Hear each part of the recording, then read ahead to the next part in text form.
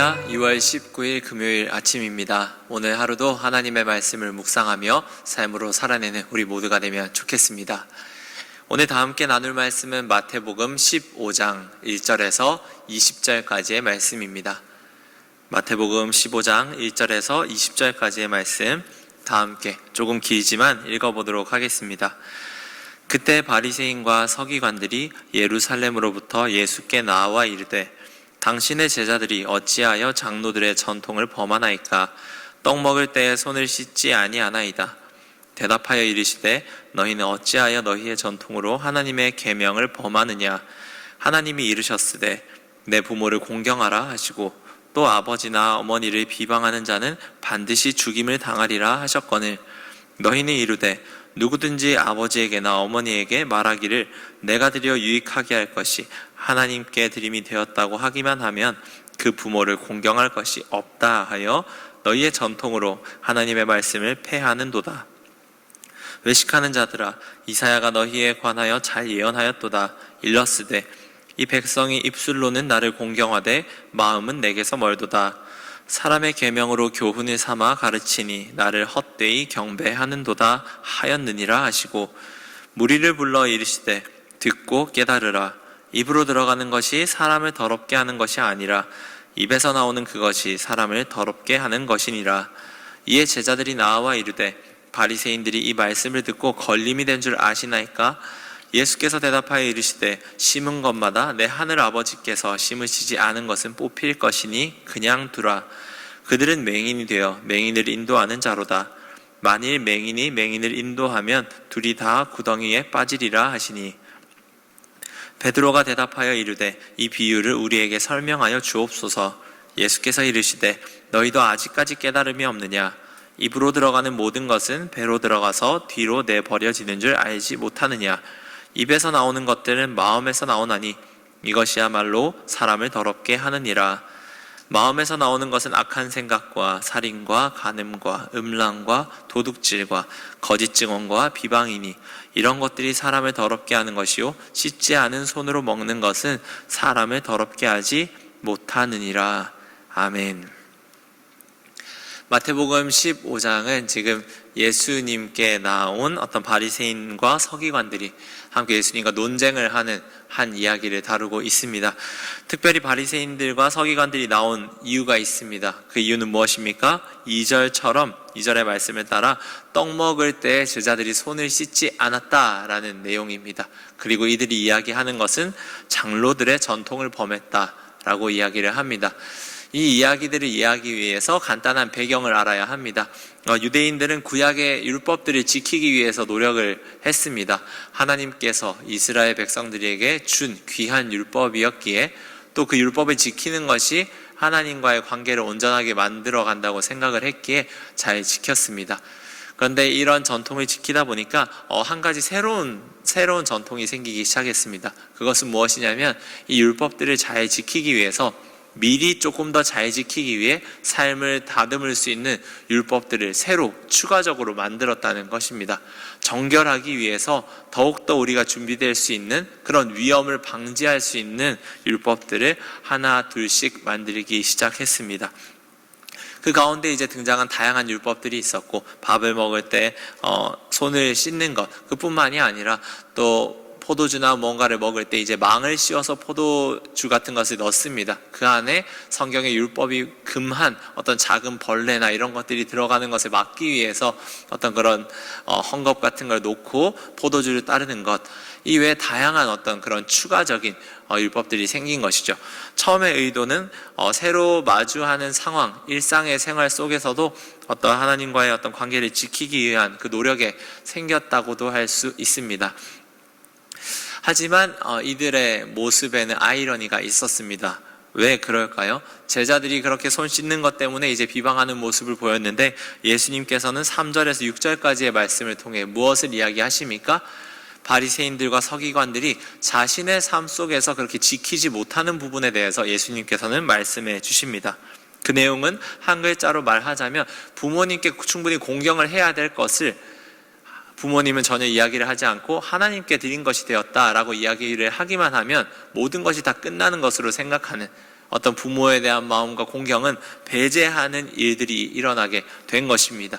그것이 장로들의 전통에 있었던 내용이고, 그것 자체가 십계명에 말하는 부모를 공경하라는 말씀을 너희들이 저버리는 것이 아니냐, 예수님은 새롭게 반박을 하십니다. 마치 남에게 있는 티는 보면서 자신의 눈에 있는 들보는 보지 못했다는 그 예수님의 이제 산상수훈에 나왔던 비판의 말씀이 동일하게 적용될 예라고 할 수 있습니다. 예수님은 이것에 대해서 율법을 잘 지키는 것이라고 이야기를 하지 않습니다. 8절과 9절의 말씀을 저희가 한 번 더 읽어보도록 하겠습니다. 시작. 이 백성이 입술로는 나를 공경하되 마음은 내게서 멀도다. 사람의 계명으로 교훈을 삼아 가르치니 나를 헛되이 경배하는도다 하였느니라 하시고, 예수님께서는 이사야의 말씀을 가지고 옵니다. 그리고는 바리새인과 서기관의 행동을 어떻게 표현하십니까? 입술로는 공경하지만 마음은 멀다. 마음은 전혀 내 앞에 나와 있지 않다는 것이죠. 사람의 계명으로 교훈을 삼아서 가르치지만 나를 지금 헛되게 경배하고 있다. 이들이 나의 계명을 지키는 것처럼 보이지만 이 모든 것들이 다 헛된 행동이다 라고 이야기를 합니다. 상당히 강한 행동이죠. 바리새인들만큼은 정말 누구보다 우리가 하나님을 따르고 예배한다는 것에 대한 자부심이 있는 사람들이었습니다. 하지만 예수님께서는 이 모든 것이 헛된 것이다, 마음은 나에게서 멀다 이야기를 합니다.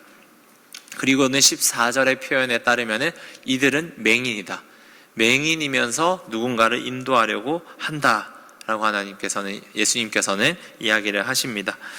이들은 누구보다 앞을 잘 볼 수 있는 사람이지만 실상 따져보면은 맹인, 앞을 보지 못하는 사람이다 라고 예수님께서는 이야기를 하십니다. 왜 그럴까요? 그 이유는 마음에 있었기 때문입니다. 어떤 겉으로 드러나는 행동을 보는 것이 실제로 잘 보는 것이 아니라 자신의 안에 마음에 있는 것을 돌아보지 못하면 아무리 우리의 눈이 밝았다 할지라도 앞을 보지 못하는 사람과 같다라고 예수님께서는 이야기를 하십니다.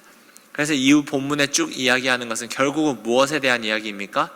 마음에 대한 이야기입니다. 애초에 하나님께서 이스라엘 백성에게 이런 율법들을 주신 이유도 단순히 행동을 위해서 준 것이 아니었습니다. 이 율법들이 가리키는 것이 있었다고 하는 겁니다. 율법이 손가락이라면 이 손가락이 가리키는 것이 있었는데, 그 가리키는 것은 무엇이었냐면 어떤 마음인 겁니다. 우리의 마음으로서 하나님을 어떻게 사랑하고 이웃을 어떻게 사랑해야 하는지, 하나님을 사랑하고 이웃을 사랑하는 마음과 직결되는 것이 율법이었습니다. 그 율법이 추구하는 가치관, 정신이 하나님 사랑, 이웃 사랑이었던 것이죠. 하지만 지금은 어떻습니까? 율법을 지킨다고 하지만 겉으로 보이는 행동으로는 따른다고 하지만 실상은 그 행동이 하나님을 사랑하고 이웃을 사랑하는 행동이 아니게 된 것입니다. 우리의 신앙에서 행동은 너무나 중요합니다. 왜 그렇습니까?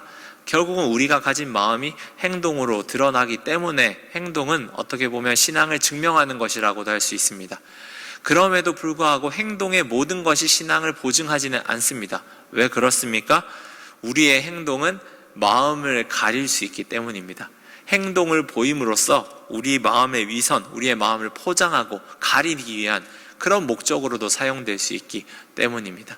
이런 맥락에서 예수님께서는 그 마음을 가리고 마음을 포장하는 행동들에서 콕 집어서 말씀하시는 겁니다.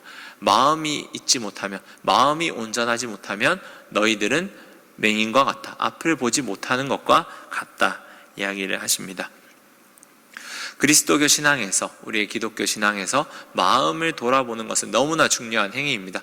마음을 돌아보지 않고서는 신앙의 온전한 부분을 바라볼 수가 없습니다. 그래서 하나님께서는 끊임없이 백성들의 마음과 본질을 돌이킬 것을 요청하는 것입니다. 특별히 사순절 기간을 보내고 있습니다. 저희가 이 기간에서 오늘 우리가 어떤 묵상을 할 수 있을까 했을 때 우리 그 마음을 돌아볼 수 있는 시간이 있었으면 좋겠습니다. 사순절이라고 하면 저희가 예수님의 고난을 기억하면서 여러 가지 우리의 유혹들을 자제합니다. 평상시엔 당연히 누렸던 것들, 누군가는 금식을 하시기도 하고, 우리 청소년들이나 또 특별한 사람들은 미디어를 금식하기도 하고, 요즘 환경을 생각하는 사람은 플라스틱이나 탄소 같은 걸 금식하기도 합니다. 어떻게 되었든 어떤 모양이 되었든 자신의 삶에 있어서 무언가를 제약하는 행동들을 이 사순절 기간에는 많이 합니다. 왜 그렇게 할까요? 우리의 삶에 어떤 일시적이지만 무언가를 제한하는 행동들을 둠으로써 우리는 우리의 마음과 욕망을 다시 한번 돌아볼 수 있게 되는 겁니다. 내 마음에 당연하게 여겼지만 어떤 욕망들이 있었는가? 내가 어떤 것에 매여서 살아가고 있었는가? 나는 지금 어떤 마음을 품고 살아가고 있는가? 우리의 마음에 대해서 육적인 것들을 조금 내려놓음으로써 우리의 마음을 다시금 한번 돌아보고 집중할 수 있는 시간, 그것이 바로 사순절 기간에 우리가 누릴 수 있는 가장 큰 유익입니다. 이것은 단순히 우리의 마음을 새롭게 한다, 깨끗하게 한다, 이 정도가 아니라 우리의 신앙을 다시금 바로 세우고 초점을 맞출 수 있는 귀한 시간이 된다고도 할 수 있습니다. 사랑하는 광장교회 성도 여러분, 오늘 이 본문을 보시며 어떤 삶을 살기 원하십니까? 우리의 마음을 한번 돌아볼 수 있는 시간이 있길 축복합니다. 우리에게 익숙했던 것들, 너무나 당연했던 것들을 잠시금 내려놓고 혹시 내가 본질을 놓치고 있지는 않았는가? 행동에 휘둘려서, 겉에 보이는 생활들에 휘둘려서 내가 정작 중요한 것들을 놓치고 있지는 않았는가? 한번 돌아볼 수 있는 오늘 하루가 되길, 그리고 사순절 기간이 될 수 있기를 진심으로 축복합니다. 기도하겠습니다. 하나님 아버지, 마태복음 15장에 나오는 장로들의 전통에 관한 이야기를 살펴보았습니다. 바리새인과 서기관들은 누구보다 율법을 잘 알고 지키는 사람과 같았지만 실상 하나님의 마음으로부터는 멀어져 있었고 하나님을 헛되게 예배하는 자들이라고 예수님께서는 말씀하셨습니다. 그 이유는 다른 것에 있는 것이 아니었습니다. 우리의 마음을 돌아보지 않았기 때문입니다. 겉에 보이는 행동들에 너무나 신경을 쓰고 삶에 초점을 맞췄기에 나도 모르게, 어느덧 자신도 모르게 마음을 돌아보지 못하는 실수를 범했습니다. 하나님이 사순절 기간에 우리가 할 수 있는 것이 무엇일까? 우리의 겉으로 보이는 우리의 삶의 다양한 것들을 잠시 내려놓는 것인 줄 믿습니다. 우리가 익숙했던 것들, 너무나 당연시하고 받아들였던 것을 잠시나마 놓고 있을 때 우리의 마음의 욕망과 마음을 돌아볼 수 있는 시간을 갖게 하여 주시고, 우리의 마음이 이 사순절 기간 동안 다시금 하나님 앞에 정작 중요한 것들을 중요하게 여길 수 있는 귀한 사순절 기간이 되게 하여 주옵소서. 주님 감사합니다. 이 모든 말씀 예수님의 이름으로 기도드립니다. 아멘.